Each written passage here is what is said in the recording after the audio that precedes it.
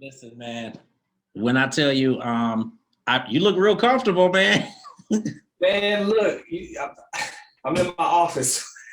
Listen, I get it. we do Zoom calls real extra around here. So Listen, man. I'm gonna keep it all the way 100 with you. Like I like the Zoom aspect. Like I love the Zoom aspect, and I did it a little bit before the pandemic. But then once the pandemic and actually everything jumped off, it was like, okay, now we could really get into this. Like we could really get into this. Like I really, really like doing the Zooms because right, with me doing media and being based in Cleveland, it's like it's stuff going on here, but it's not always a right, whole lot going on here. So it's hard to like connect face to face with artists unless I travel out right. and go somewhere. Yeah, And I'm in that for spot sure. where I still work a regular job on top of doing the media and all of that other stuff too. Right. So it's like it's hard to travel You and do all of that stuff. So I like this aspect, man. I appreciate you for taking the time out. And I'll be honest with you, man, like you're new to me. So like I had never heard of you yeah. before until I talked to your publicist. She was connecting me with Dawkins and Dawkins. And I said, well, keep Mhm. me posted on all of your clients. Like, I definitely want to get some fresh content, on this magazine. And Yeah. she told me about you. So I had an opportunity to listen to Miracle. I was on the website. Yeah. But, I started listening to your music and I love it, man. Like I kind of have that eclectic sense of just music in general. Yeah. Cousin is Fantasia. So like that Okay, whole side of cool. the family is like music, obviously musically inclined and musically gifted, but everybody is so into all different kinds of Right. music. So it's like I can hear the New Orleans in there. I feel like I Yeah. hear some go-go in there from DC. And I was like, nah, I There's don't some know if I want to DC. say that. Yeah. Yeah. There's some DC. I'm from New Orleans, so Right. of course, that's in there. Right. But yeah, there's a lot of go going on in that particular track. Yeah. So for sure. I think it sounds amazing though. I Thank love you. people that can fuse obviously different types of music together and come out with that finished product. Right. And obviously the Sure. inspiration behind it and all of that. I think that it touches a lot of people. So I think it's really good. I love what you're doing. I really would love to know, I guess first off, how you really got started and tell everybody who your dad is too. Yeah. So my dad is Emil Hall, man. He is a very well-known jazz musician in New Orleans, You see me Louisiana. shaking my head. I'm like, I know.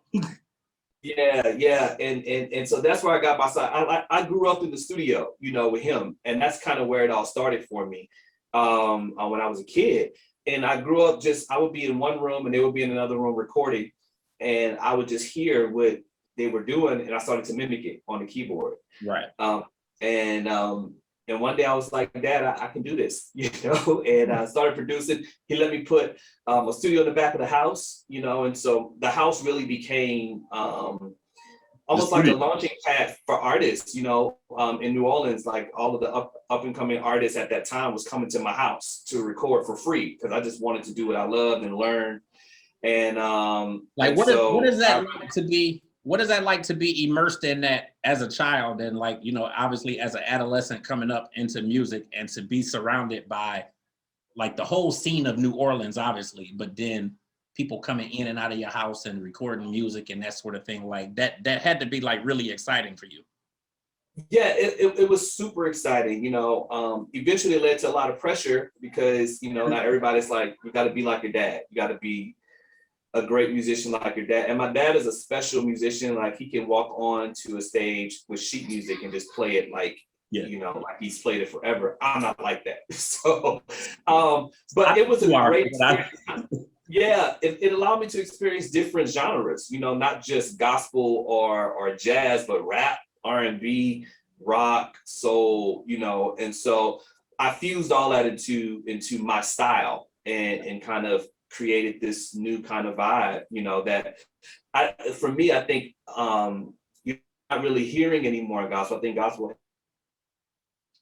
I like how you I like how you said like, obviously creating your own vibe because I feel like just in terms of sound and overall vibe, like you really have created your own thing and you're in your own lane, so you don't sound like anybody else.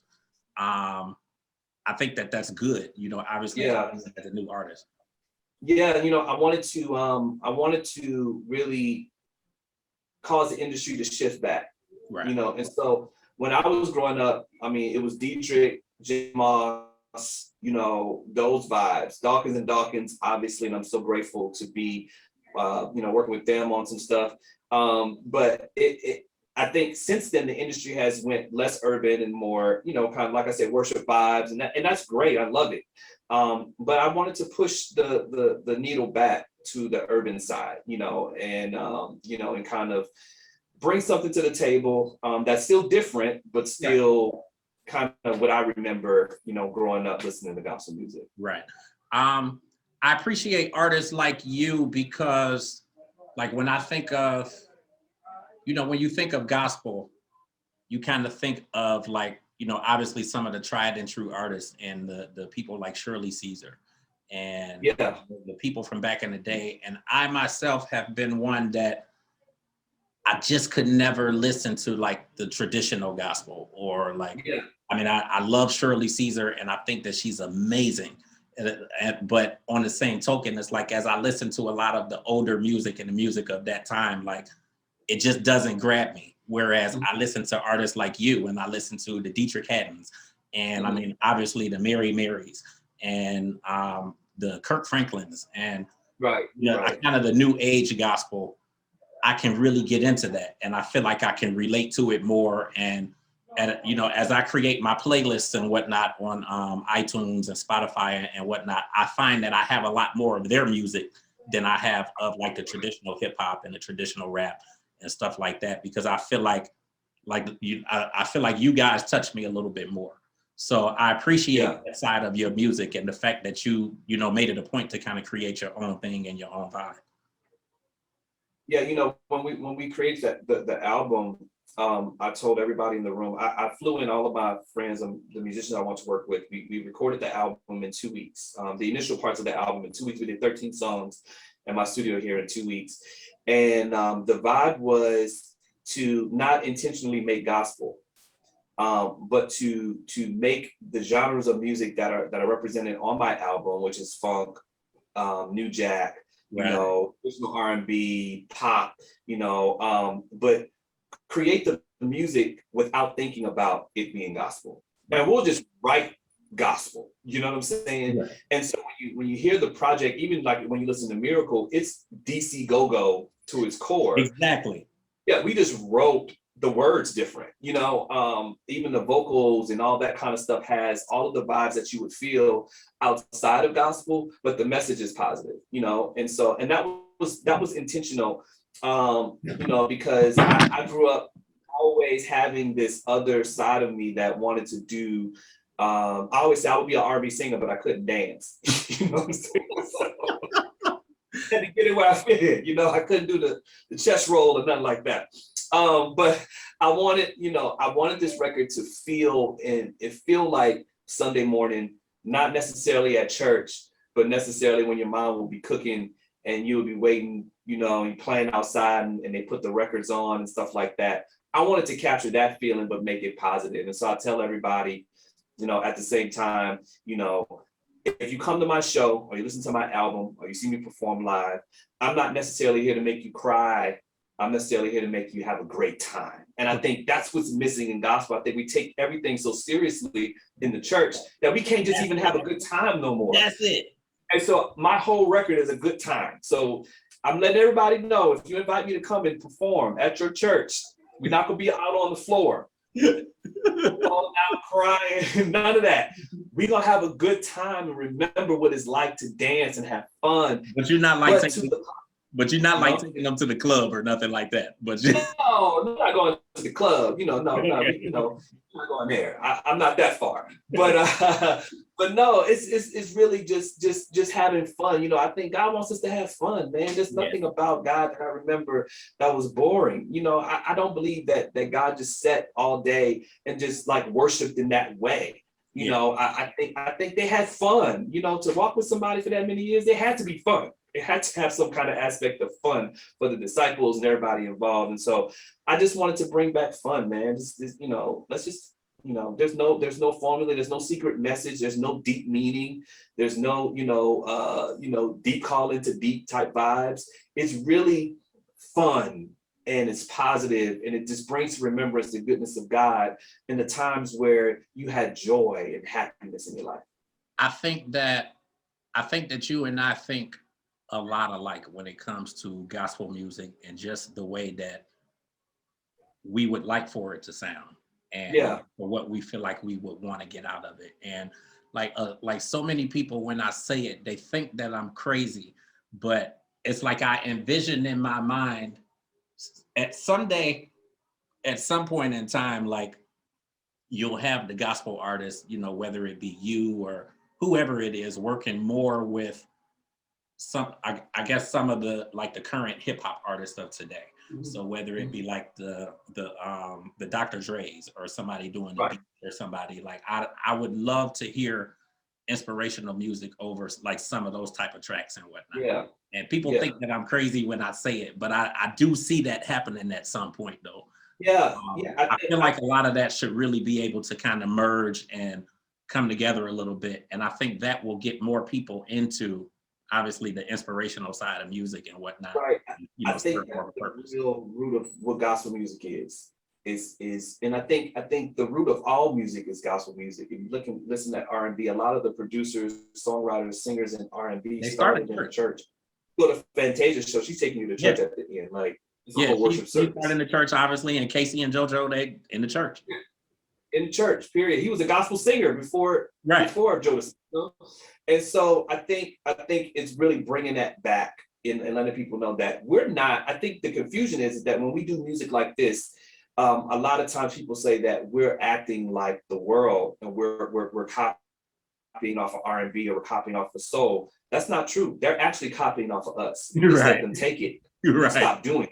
You know, and so I want to take it back. You know, I want people to really have an experience that's not typical to what they're having right now, and really like, you know, car riding music, man, you know, that kind of thing, you know. Because I'm gonna tell you, when I'm riding my car and I got my sunroof open and it's Sunday and we're going out on the scene, man, you know, as much as I love a good "Oh How He Loves Us," I'm not trying to.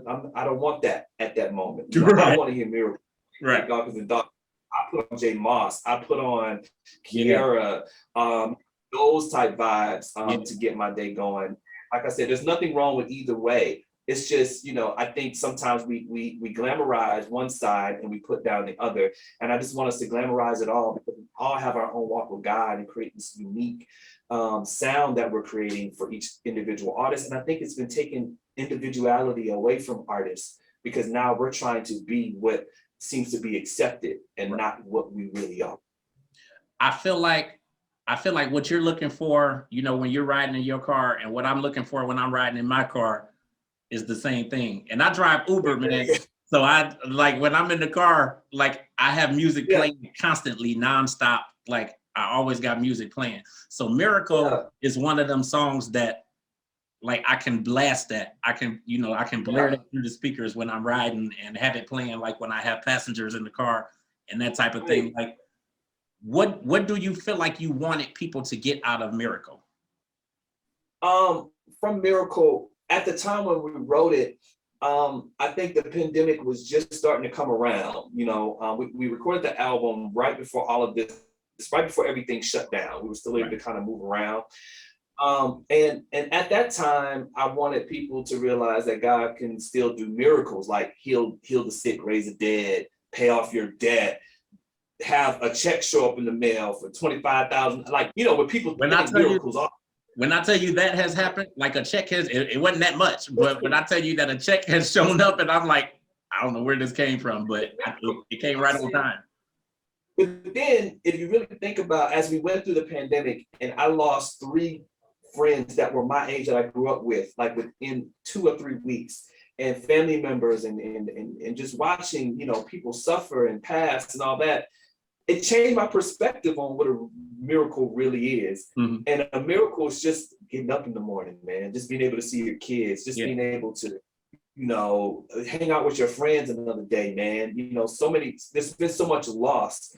The real miracle is just being able to be here, no matter what state you're in, and being able to get it right and try again. And so, for me at this point, while, Miracle is on the radio, mind you, I get text messages all day about Miracle being on the radio. I have never heard it on the radio as of yet, except for one time when I knew it was coming on.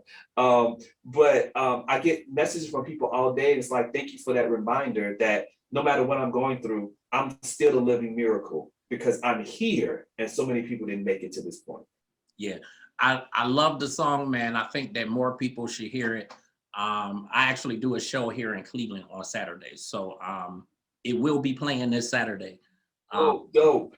I will be playing it, and it'll be in rotation so that it'll continue to play when I'm here on Saturday, any other time that I air. But I think it's really dope, man. I appreciate what it is that you're doing. As far as the album, talk a little bit more about like the full length album, and is it actually available yet? It's not available yet. Okay. I was on iTunes, and when I pull you up on iTunes, of course I downloaded Miracle, but then I didn't see like a full album. Yeah, right now there's Miracle and there's Loving Me, which is a ballad, like a Temptations ballad. That's crazy. Yeah, that's on your website. So Yeah. The album, I actually just finished recording the album 2 days ago, and it went to mix. We're going to release the album early next year, January, February next year. We'll start doing the run up. Actually, when I leave here, I'm going to do the shoot for the cover, and we're shooting a video. All kind of stuff. Is crazy. The album is called Roosevelt. It's named after my grandfather, and I love themes, as an artist, and so my grandfather was a guitar player, really taught me how to write songs. We would walk in his house, he'll play the guitar and write about whatever we were doing all day. That's all he did, was play the guitar and write songs. And it taught me how to structure my songs. And so I wanted to dedicate a record to him. So when he passed, I told my grandmother, who was still living at the time, that I was going to do this record. Every day she would ask me about the record. Every time I go back home, she was like, Anthony, I want to hear that record. I'm like, I'm working on it. But I was slowful, and she has since passed. And so I said, I'm never going to waste time again, and so this first record is called Roosevelt. He was a James Brown, Prince type guy, he loved that vibe. And so the record is kind of structured after that, after the songs that I remember hearing in the house when I was with him, Right. It explores all of my favorite times in music, man. It's about 14 songs long. I did an album, so there's an intro, there's interludes, there's an outro, string arrangements. It's a whole vibe, man. Everybody that hears it, it's like, you got to release this right. It's a big responsibility. The album is kind of reminiscent of what you hear on Miracle, but just a whole album full of just great stuff, man. It's amazing. So we're gonna be dropping a new single real soon. Doing a live performance real soon that we're gonna air, and it's gonna be great, man. I'm really excited about this journey that's coming up. So January, February-ish. As soon as I get the date, I'm gonna make sure you know. I'm looking forward to that, man. Anything that I can do to support, to help you push this, whether it's running it on the website, anything that we can get on the air, with the show, if we can bring you onto the show. For sure. I would love to do that. And if you hit Cleveland, we can bring you into the studio and that sort of thing. But as far as we're going on a listening tour.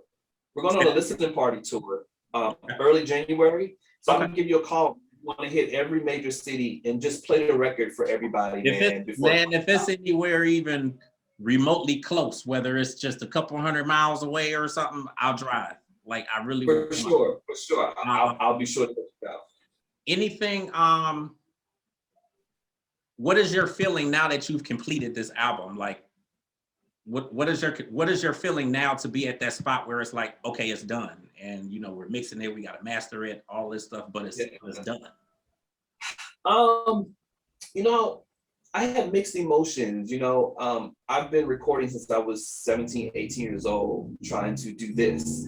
And so somebody asked me, like, how long have you worked on this record? And at first I would say, like, like a year. We did the first 2 weeks, and then over the last year, we kind of been molding it.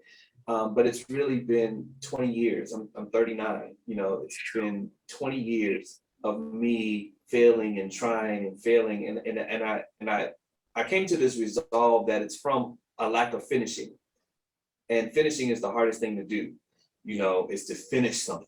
Everybody starts, but and you go to all these classes and they tell you how the process, but they don't tell you, the trick is they don't tell you how to finish it, and so that's why you go into class and it's like 10 millionaires and 1,000 broke people, but the 10 know how to finish, but they're not saying it. Right. So it's really about finishing, man. And so just to be able to come to a point when I can say that it's done. Right. And the last 20 years of my life have led me to this point.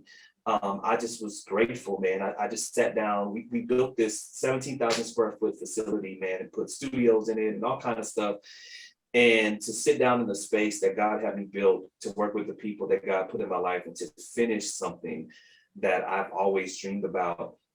It's surreal, and then like I said, the response from the record from people who hear it is, this is going to change something. This record is going to change stuff, man. Eric Dawkins was in the studio. He listened to the record. He was just like, wow, dude, like, really?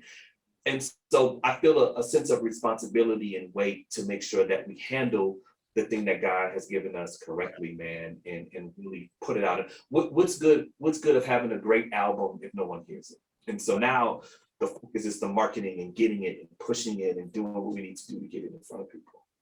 I think that so many people will appreciate you for the response that you just gave me in terms of finishing things. And that resonates with me so much because, like, some years ago, I was in that place of starting stuff and not finishing, and starting and not finishing. And my big thing was college.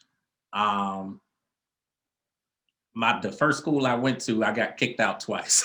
So it's been, everybody laughs like that when I say it, but at any rate, it took me some time, man. And the biggest piece of it was my son. He's 15 now. So like the year that he was being born, it was like, man, get your mess together. Like you gotta go to school and finish. Like you gotta go to school and finish. But it was a really good friend of mine, and she'll be happy that I mentioned her name, Patricia Holland. But at any rate, a really good friend of mine, I was just watching, because you watch your friends and the things that they're doing. And she was graduating from college. And I went to her graduation, and it was something, when she walked across the stage, it was just something that hit me like, I got to do this. Like, I got to finish school. And I finally finished. But when you see other people finishing the thing that you knew God had for you. Yeah. And I would have did this when I was 18. Right. Like, where would I be? How much time? The Bible says everything there is time and then season, and that's two separate entities. And people think time and season is the same thing. Like, if I'm in my time, I'm in season. That's not true. It could be your time, but not your season. And I think a lot of times when I miss the marriage of the two, God, his promises are true. They will always come to pass, but he doesn't always promise you how long you have to wait for your next moment. Right. And so I find myself in a moment where I can see time and season being married again. And that's why I found it so important that in this time and season, that I'm not going to waste it. I'm not going to miss my moment, because what can be birthed in the marriage of your time and your season can feed you for the rest of your life. Okay. Well, that response is going to be one of the clips that we create to run, man. I think that's perfect, man. Like to know that you started recording like in your late teens and now you're 39. Like, to me, that speaks volumes to so many people that feel like it's not going to happen, or it's just not going to happen. Like, I think you're living that proof that if it's really your dream and it's really your passion, it don't matter how long it takes, it can happen, and it will happen if you keep working hard at it. There was a time I packed up everything in my studio. I was signed to this record deal, and they didn't like the music I created, and I packed everything up in a box and I put it in the closet. And something told me to get that out of the closet and don't give up. And that was 10 years ago. Okay. You will have another chance to do it the way that you want to do it. And I looked up to people like Jonathan Nelson, Jason Nelson, Eric Dawkins. I looked up to, my manager, Uncle G. I looked up to all of these guys that were in the industry doing it, and I wanted to do it like that. Jay Moss, all these people. And now God reminded me, because now a lot of these people are my friends, like I remember hearing Gene Moore sing for the first time, and now I can call Gene Moore on the phone and like, bro, what's up? And so I was reminded that, the last, like it's the last will be first, and you can never give up because you think that there's so many people in front of you, because God has a way of turning the page. And now I do work for these guys, and they're calling me to come and to produce or to have shows or to direct things and things like that. And I just got reminded, like, I remember when I used to, covet that moment, to see them get nominated for Grammys and writing and all of the YouTube videos of them being in places, and it made me feel like I was inadequate. And God was like, no, learn, like watch and learn, because sooner or later your phone is going to ring and it's going to be them on the other end. Right. And I just sat on a Zoom call with Eric Dawkins talking about what we wanted to do. You know what I'm saying? Right. God, you can never give up, because the moment, just think about what it gave up. And my story is if I have like 2 minutes, my story is one where I was. You got as much time as you need, man. I ain't in no rush. I was working a corporate job, making tons of money. I was in app development, insurance. I built apps for people, and I was making a lot of money, but I wasn't happy because I wasn't living my purpose. And I know that story so well, man. Bro, I woke up January, I think it was 2019, like 2 years ago. I woke up January 1st and I quit my job. I just walked away from it. They thought I was crazy. I was an up and comer, working from home, making six figures. I had a beautiful home, beautiful family, everything that you could ever want. And I was depressed because I wasn't walking in my purpose. Yeah. And I quit my job. And because I felt as though as long as I had something to go back to, I would never press, no matter what, to what God wanted me to be. Mm-hmm. And I know that's not, everybody can just quit their job. I almost lost my house. I almost lost my cars. I almost lost my family. I almost lost a lot of stuff when I did that. So this is not for the faint of heart. I'm not saying I've been there. I've done it. I absolutely get it, because I've done it and almost lost a lot of stuff. So it all, but I was willing to do that for my purpose, right. And sometimes everybody says, like, when God gives you vision, he'll make sure there's provision, right? Which is true, but he doesn't tell you when the provision gonna come. Right. Because I have a lot and no money, no provision, but that's when faith activates. And so I always think of provision not as the money that people will give you or the money made available, but your provision is your faith in God, knowing that no matter what I don't have or what I do have, that what he showed me is going to come to pass, man. And so I had a provision of faith, not of anything else. And I walked that thing out, man, these last 2 years. Went from being broke, pleading on the phone with people, from putting my house on the market to sell at foreclosure, to owning a 17,000 square foot multi-million-dollar facility because of my faith, and your faith is tested when you don't even know what's going to happen, man. And so for me, that last being first statement that I made earlier means a lot to me. And now I opened the door. I said, God, if you ever give me the chance to really do this thing, I'll make sure and go back and get those who didn't have the opportunity that I wish I had.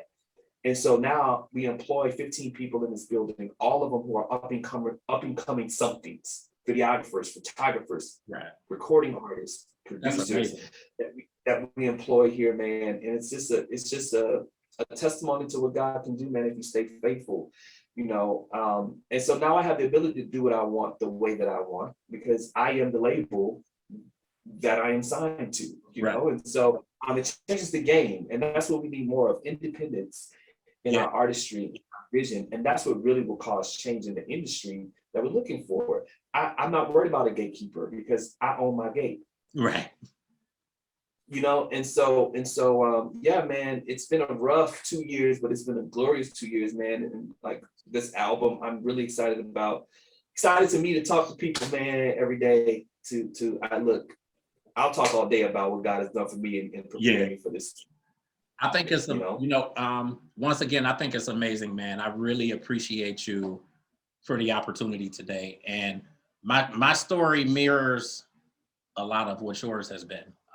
My passion has always been media. I've been doing media for 20 years with jobs on the side and all of that kind of stuff. And it finally hit me one year when I went out and I covered the Soul Train Awards, and then I was gonna be going out to cover the BET Awards. And my job kind of gave me like basically an ultimatum. And I was in management and making pretty good money. And I just kind of the same thing. I typed the email and said, I quit. My last day is, this day. And it was a struggle because it's like you know what you should do, but you don't really know the way to do it. You just don't know the way to do it. So it was a struggle, and really a lot of the same stuff, like how am I going to pay this? How am I going to pay that? How is this going to work out? But just by the grace of God, like everything worked itself out. Everything works out. And it's hard to have that faith sometimes when, you kind of foresee things coming and whatnot. And, just thinking about, the way that you kind of went about doing things, but things work out, man. And I think that you're definitely a big testament to that. A lot of people, I think, will be able to get a lot from this conversation. And then I just appreciate you overall, because it's people like you that help me to be able to continue to do what I love to do. I like doing it on an independent basis. So I don't want to write for any of I write for my own publication, and I put it out, the way that I want to put it out. And like that independence is beautiful, man. Like I love being able to do this and schedule my own interviews and that type of thing. And it's more of a blessing than anything to be able to sit and have this conversation with you today. So I really thoroughly appreciate it, man. I emailed, I got a graphics person. I emailed him a couple days ago. I was like, look, I'm doing this interview with this guy on Wednesday. I need you to edit it because I need it out on Thanksgiving. So I'm pushing to get it going, man. But I appreciate you so much for the opportunity. I think lastly, I really just want you said the album's probably January, February. Where can everybody find you at? And I know that your website is iamanthonyhall.com. Yes, iamanthonyhall.com. Everywhere on social media, I am Anthony Hall. That's Instagram, Twitter, Anthony Hall on Facebook. You can follow our studio here, Vegan Bae, VGNBAE Studios.com, or Vegan Bae Studios online on Instagram, everywhere. You can look us up, man. We have a lot of great things coming, a lot of other great artists that we have signed to our label that's releasing next year. We're looking to have the biggest year of our lives next year, man. And so, well, like I said, man, any way that I can support you, any way I can support your artists, whatever you guys need, like I'm right here, man. And I look for this content, like for my magazine. Everything is positive driven, and something that I feel is going to help the other people that are actually looking at it. And I want people to really be able to get something out of it. So like I said, any way that I can support you guys, I'm here, man. All you got to do is just support. Will do, man. We're going to shoot some content here in the next hour, and I'll make sure all of the run-up, all the things for the album and for whatever other releases we have, that we shoot it over to you, man, and get you involved. And all right, man. Any kind of final words or anything? I just want to let everybody know, and I always say this before I go, do what you love and love what you do, and you will never fail yourself. Failure is not the end. Failure is just the beginning. And you got to look at life not from the failure perspective, not from everyone fails, but you got to look at it as failure as being a step in the way of you moving toward where you got to go. Because I'm gonna win no matter what, so I'm not thinking about my failures. That's just a byproduct of my win. So I really appreciate it, man. The album is coming out really soon, Roosevelt, man. But for now, stream Miracle, stream Loving Me. I have a live coming out real soon. I'll make sure everybody hears everything about it. Appreciate you so much, man. Yeah, I'm looking forward to that. And like I said, I'll make sure I shoot everything over to the publicist, but we will have Miracle in rotation. So that'll be playing this Saturday when we go live.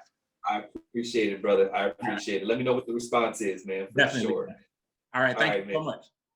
Great to meet you, man.